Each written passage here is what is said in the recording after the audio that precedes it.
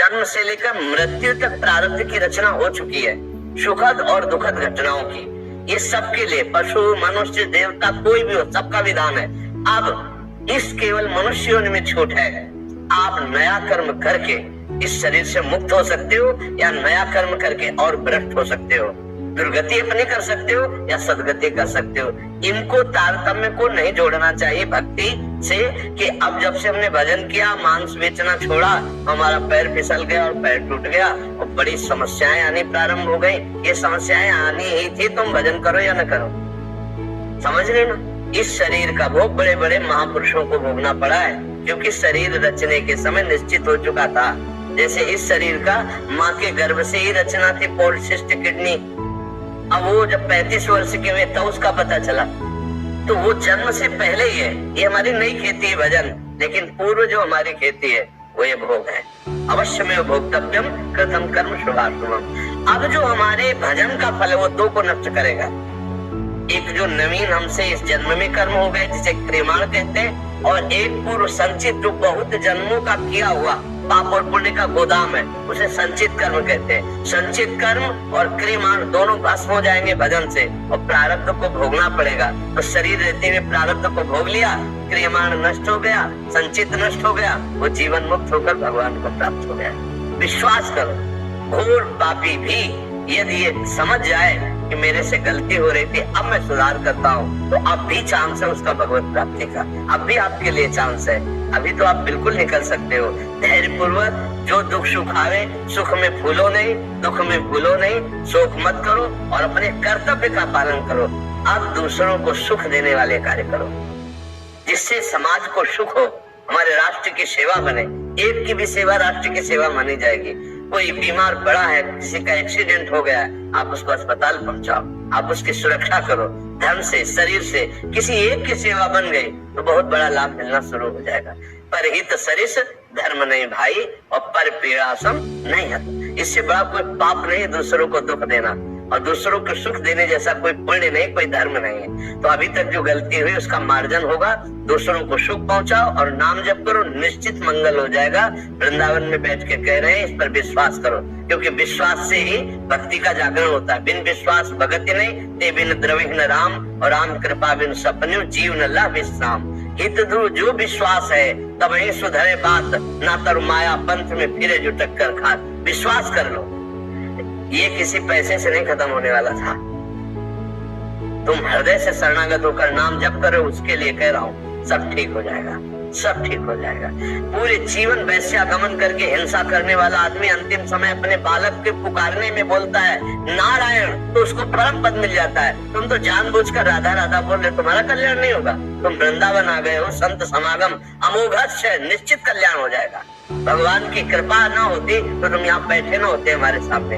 अब मोहि भाव भरोस हनुमंता, बिनु हरि कृपा मिले नहीं संता। भगवान की कृपा से आप धाम आए हो, भगवान की कृपा से आप सामने बैठे हो। तो जब कृपा कर दिए तो कर दिए, कैसा है क्यों है इसका कोई मतलब नहीं। जंगहा लोहा हो और पारस छू जाए तो सोना बन जाए। जब एक पारसमणि में इतना प्रभाव है तो भगवान और भगवान की भक्ति का कितना बड़ा प्रभाव है। आप इसकी चिंता मत करें, प्रभु का चिंतन करें, पीछे सब साफ हो जाएगा।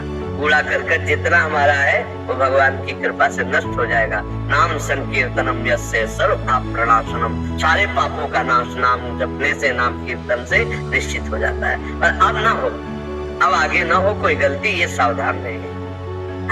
इनमें से एक का प्रश्न था, ये 5-6 जने हैं जो ये अभी नए पुलिस अधिकारी उस पे चयन हुआ है इनका, मतलब पुलिस सेवा में यूपी डिप्टी एसपी के उस पे। मतलब इनका एक था कि इनका जो नौकरी ऐसी है कि कभी कभी इनको मतलब खूब दबाव पूर्वक भी किसी पे बल पूर्वक करना पड़ता है, कभी रात पूरी रात लग जाती है। तो उसमें मतलब अपनी सेवाओं में इतने व्यस्त रहते हैं कि उसमें अध्यात्म को कैसे समाज नहीं। हमने कई बार प्रार्थना की है कि आपका कर्तव्य ही आपकी पूजा है। अगर रात भर आपकी ड्यूटी लगती है या आपको किसी की पिटाई करनी पड़ती है, किसी को दंड देना पड़ता है, तो ये आपकी पूजा है। ये आपकी भगवत प्राप्ति में बाधा तब पहुंचाएगी जब आप असत पुरुषों द्वारा दिए गए प्रलोभन या भय से प्रभावित होकर आप किसी को दंड देते हैं, तब आपकी वो गति बिगड़ने की है। अगर आप जानते हो अपराधी, तो अपराधी को दंड देना आपकी पूजा होगी। पूरी रात आप हमारी राष्ट्र सेवा में है, हमारी संपूर्ण राष्ट्र सेवा का एक एक हिस्सा है आप।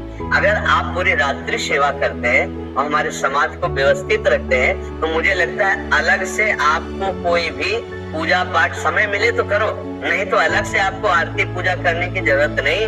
हाँ, ये जरूर है कि नाम जप करने के लिए आपको खूब समय है, अंदर ही अंदर नाम जप कर लीजिए। बाहर से कोई माला की जरूरत नहीं, बाहर से कोई पूजा की जरूरत नहीं आपके लिए, क्योंकि आपका समय कभी भी किसी भी समय आपको भेजा जा सकता है। मतलब आप है कि 8 से 9 हम पूजा करते हैं और 8 से 9 आपको ड्यूटी में भेज दिया है तो आपको जाना पड़ेगा, आपकी पूजा ड्यूटी है। तो अपने कर्तव्य को ही पूजा मान लीजिए और नाम जप कीजिए, तो आप अध्यात्म में ही हैं। अध्यात्म का तात्पर्य होता है सब भगवत स्वरूप मानना। अगर हम इसके 2 विभाग कर देते हैं कि ये तो सांसारिक ड्यूटी रही, वो अगरबत्ती और आरती करना और बैठकर पाठ करना वो भगवान के लिए, तो फिर हम कभी अध्यात्म में नहीं चल पाएंगे। देखो, युद्ध करना कहीं अध्यात्म तो नहीं है ना। पूरी गीता में अर्जुन जी को सांख्य योग, कर्म योग, भक्ति योग के द्वारा भगवान ने यही समझाया कि तुम्हारा युद्ध ही तुम्हारा अध्यात्म है। अर्जुन जी का पहला शरणागति के बाद जब कहा मैं शिष्य स्तेम साधिमाम प्रपन्नम, तब कहा प्रभु मैं शिष्य हूँ आपका, आपके शरण में, लेकिन युद्ध नहीं करूंगा। तो भगवान हंस दिए कि तुमको युद्ध ही करना पड़ेगा। पूरी गीता का उपदेश करके युद्ध ही प्रारंभ कराया। तो हमको चाहिए कि हम भगवान के आंतरिक रहस्य को समझे। 2 बहुत जोर की बात कही, मामुनिस्मर युद्ध च, मेरा स्मरण करते हुए अपने कर्तव्य कर्म को करो। हमारी चूक कहाँ होगी? जब हम प्रलोभन में आ जाएंगे, कोई हमें अर्थ देकर अधर्मी किसी निर्दोष को हमें दंड देना पड़े और उसको मुक्त करना पड़े, अधर्मी को, अब हम गलत हो गए।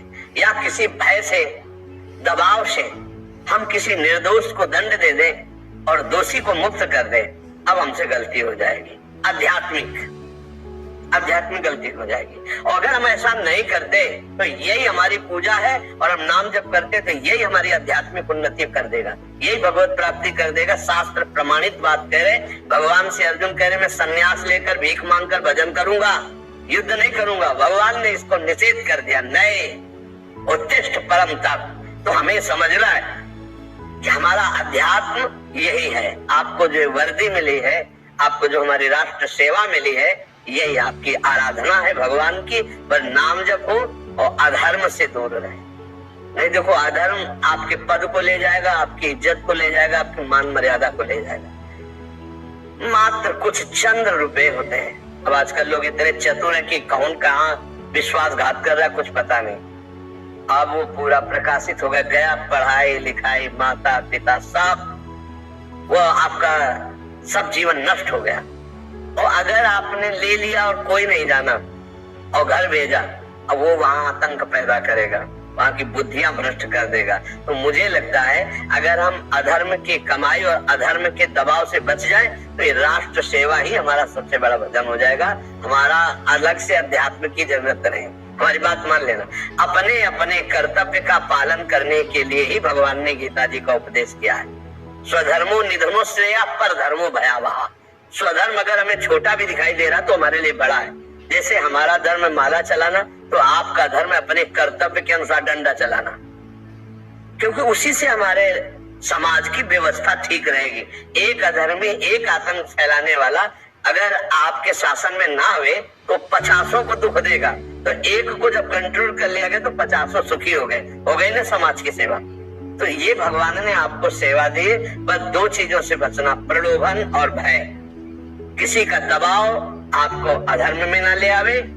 तो देखो, अगर कहीं ऐसा विषय है तो उसे भगवान को अर्पित कर दो कि हे भगवान, आप देख रहे, मैं नहीं करना चाहता हूँ, मैं स्वयं में नहीं करना चाहता हूँ, अब मेरे ऊपर है और इनके अधिकार के अनुसार, तो हे प्रभु आप देख लेना। अगर आप बचाना चाहो तो आप उनकी बुद्धि बदल दो, नहीं मुझे करना ही पड़ेगा, क्योंकि मैं इस डिपार्टमेंट का छोटा सा एक सेवक हूँ, ये मुझसे बड़े हैं। वो भगवान से बातचीत कर लो तो फिर वो संभाल लेंगे, नहीं तो ऐसे विषय आते जैसे आप नहीं, लेकिन आपके ऊपर है, तो फिर आपको ऐसा ही चाल चलनी पड़ेगी जो बड़ों का आदेश होता है। जैसे अगर बड़े अधर्म में है तो फिर आपको वैसे ही आदेश करेंगे। तो वो बात आप भगवान से कहें, क्योंकि आप उनका विरोध करेंगे तो सेवा भी छूटेगी, परेशानियां भी आ जाएंगी। तो आप भगवान से प्रार्थना करें कि देखना अब मैं निर्दोष हूँ, आपसे पहले प्रार्थना करके जा रहा हूँ, या तो वहां से आदेश बदलाओ, नहीं तो जो होने जा रहा है वो मैं आपसे। दोस्तों, अगर हमारी यह वीडियो पसंद आती है तो वीडियो को लाइक शेयर करें और चैनल को सब्सक्राइब करके बेल आइकन को प्रेस कर लें, ताकि आने वाली हमारी हर वीडियो सबसे पहले आप तक पहुंचे। कमेंट बॉक्स में राधे राधे जरूर लिखें। धन्यवाद।